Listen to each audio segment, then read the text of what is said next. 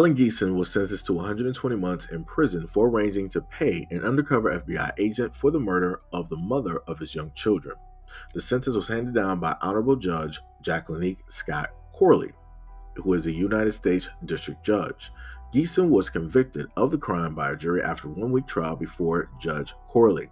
The evidence at the trial established that Geeson, age 49 of Massachusetts, was an attorney licensed in New York when he was introduced to an undercover FBI agent by a target of a separate FBI investigation into violations of international money laundering. In the summer of 2022, Geeson met with the undercover FBI agent on 2 occasions, first in Boca Raton, Florida, and then again in New York City, New York. During the meetings, Geeson volunteered details of years-long dispute with his former partner, which had resulted in contentious child custody proceedings. At these meetings and through a series of encrypted electronic messages, Geeson initiated plans to commit 2 different crimes utilizing the undercover FBI agent's connections.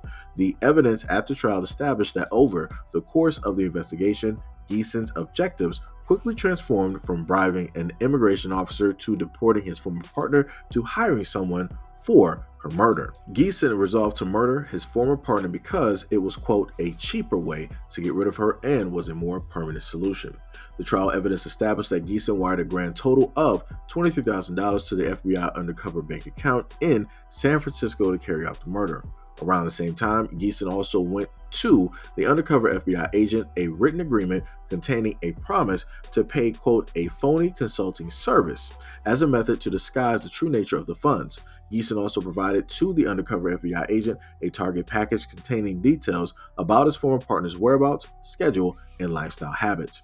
A federal grand jury indicted Geeson on July 26, 2022, charging him with 1 count of murder for hire in violation of 18 U.S.C. 1958. The jury convicted Geeson of the charge. In addition to the prison term, Judge Corley also ordered Geeson to serve 3 years of supervised release to begin after his prison term. The case is being prosecuted by the Corporate and Security Fraud Section of the United States Attorney's Office. The case is a result of an investigation by the FBI. Now, to also state some things within the other articles, they stated again, Geeson is an attorney, and then his wife, who is African, she is from Zimbabwe.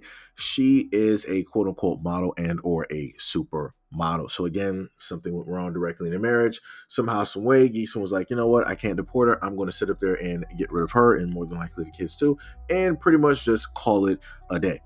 Again, this is why I try to tell people that you got to watch out for those quote-unquote happy endings that a lot of people like to try to sell you, because sometimes they are selling you very, very short. But I don't want to just point out that. I want to point out the fact that you have a lot of women online that didn't really want to focus in on the story and how it is that a lot of these things took place and what it is that specifically Geeson wanted to do, but they wanted to deflect, and then they wanted to point the hand directly at black men. Here comes a new challenger!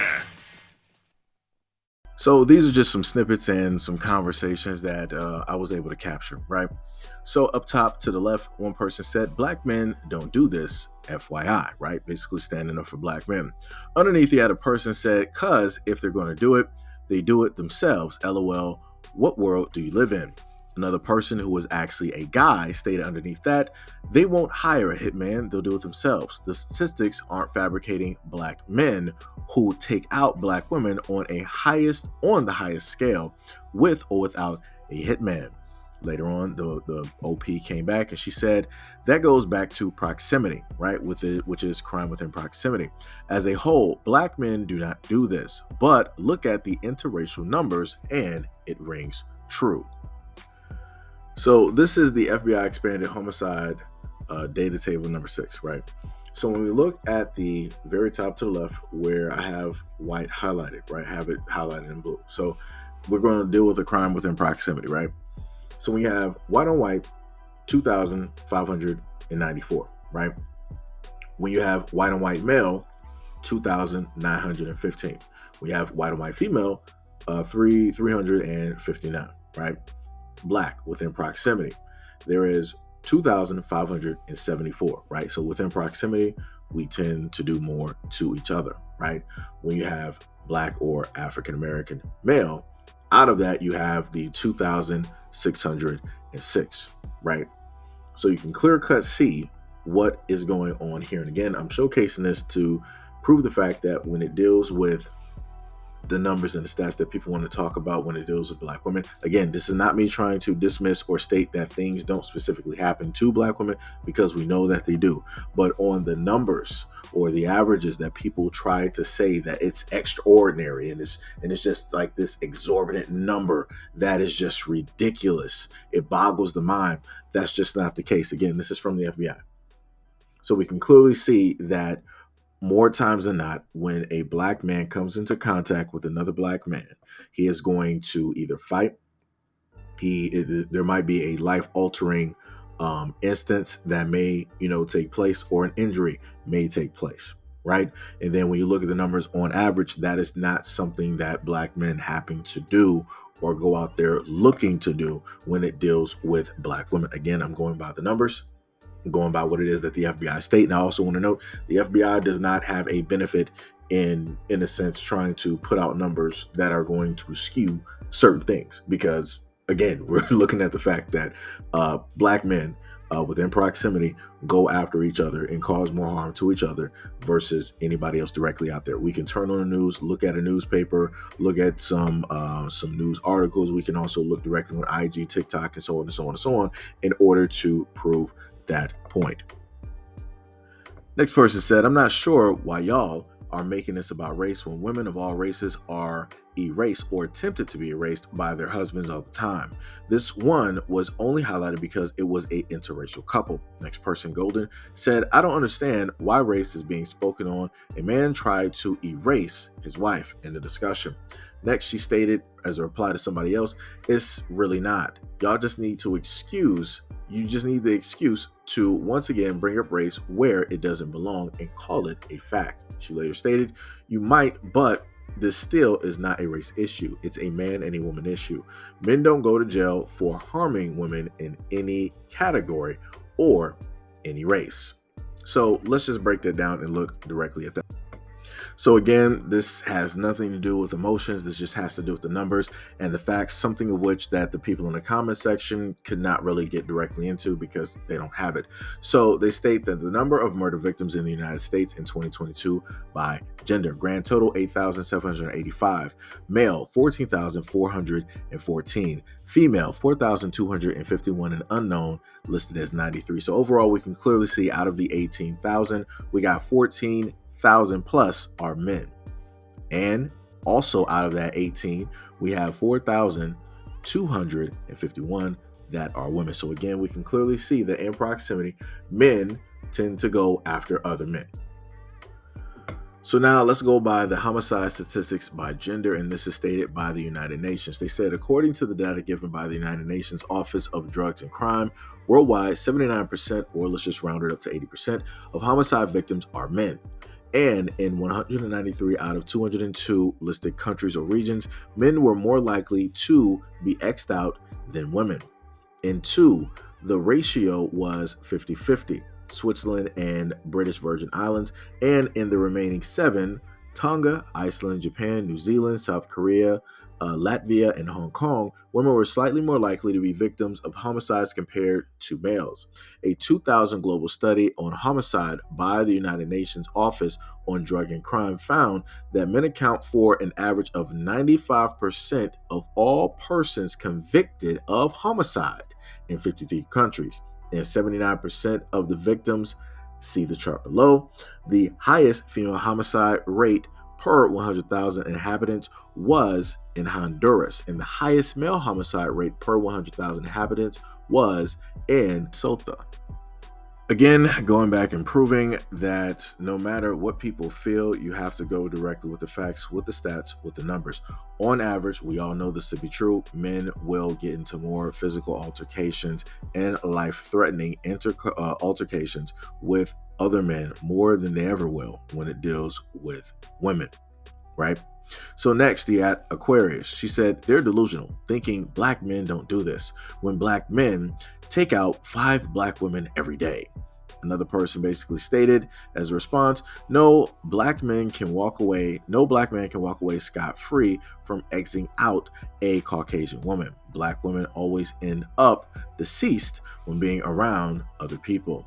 Aquarius came back stating that black men X out 5 black men per day. So what the problem there? It's what war is, you know. Once you in it, you in it. If it's a lie, then we fight on that lie. But we gotta fight. So the word who was a male came and stood up and wanted to state this for black women.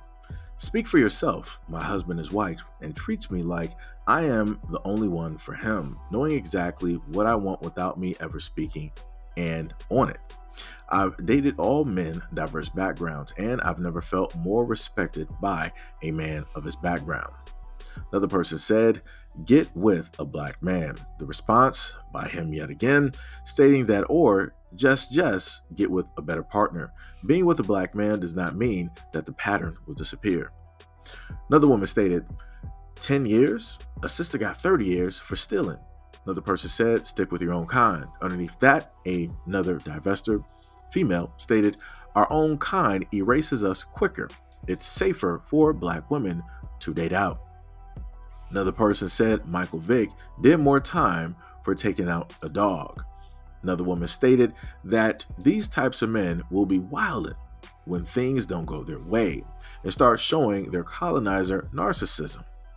And then the guy yet again came back and stated it's a man thing, not a white thing, not a white man thing, because a black man are the usual ones co-signing a black woman's obituary every year, but we aren't ready to talk about that. So again, like I told you guys before, I showcased the numbers.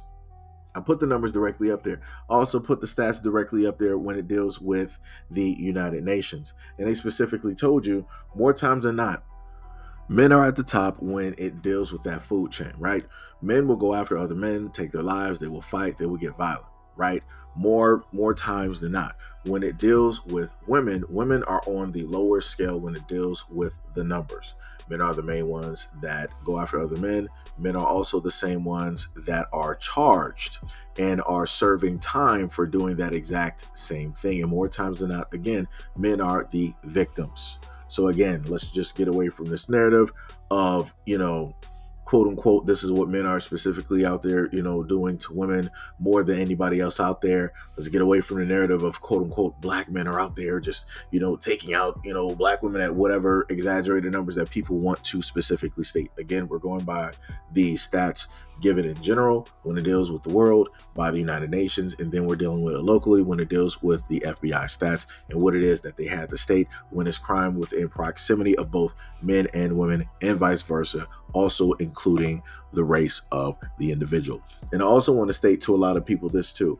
Amongst a lot of these conversations, when these things happen and people want to deflect and they want to start talking about black men, when you really look at the conversation, you look at the people having it, you will find out that you have a lot of black men who are for quote unquote being with other men.